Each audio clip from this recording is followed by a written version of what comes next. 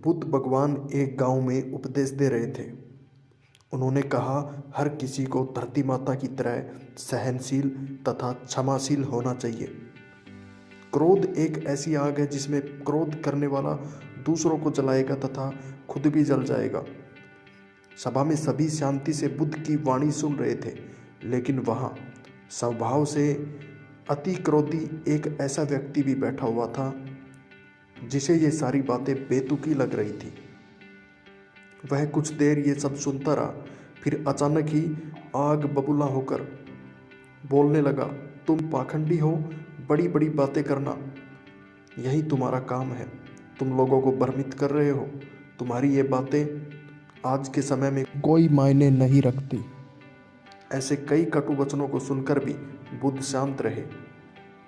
ना ही उसकी बातों से दुखी हुए, ना ही कोई प्रतिक्रिया की। यह देखकर वह व्यक्ति और भी क्रोधित हो गया और उसने बुद्ध के मुंह पर थूका और वहां से चला गया। अगले दिन जब उस व्यक्ति का क्रोध शांत हुआ तो उसे अपने बुरे व्यवहार के कारण पछतावा हुआ और वह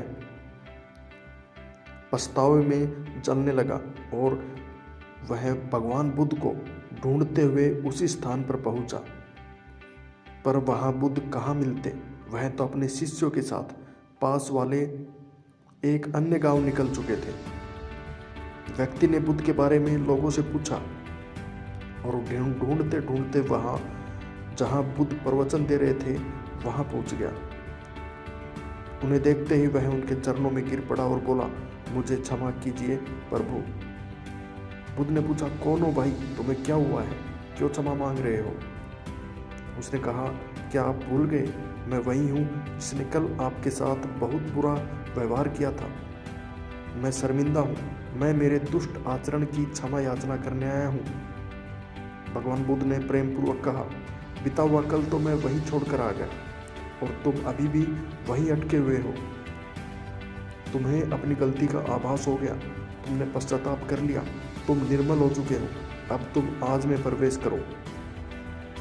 बुरी बातें तथा बुरी घटनाएं याद करते रहने से वर्तमान और भविष्य दोनों बिगड़ते जाते हैं।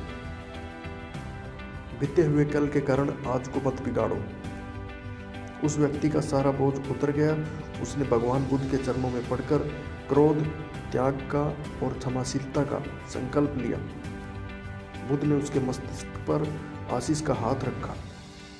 उस दिन से उसमें परिवर्तन आ गया और उसके जीवन में सत्य, प्रेम व करुणा की धारा बहने लगी। मित्रों, बहुत बार हम भूतकाल में की गई किसी गलती के बारे में सोच कर बहुत दुखी होते हैं और खुद को कोसते हैं।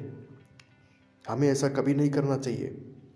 गलती का बोध हो जाने पर हमें उसे कभी न दोहराने का संकल्प लेना चाहिए और एक नई ऊर्जा के साथ वर्तमान को सुदृढ़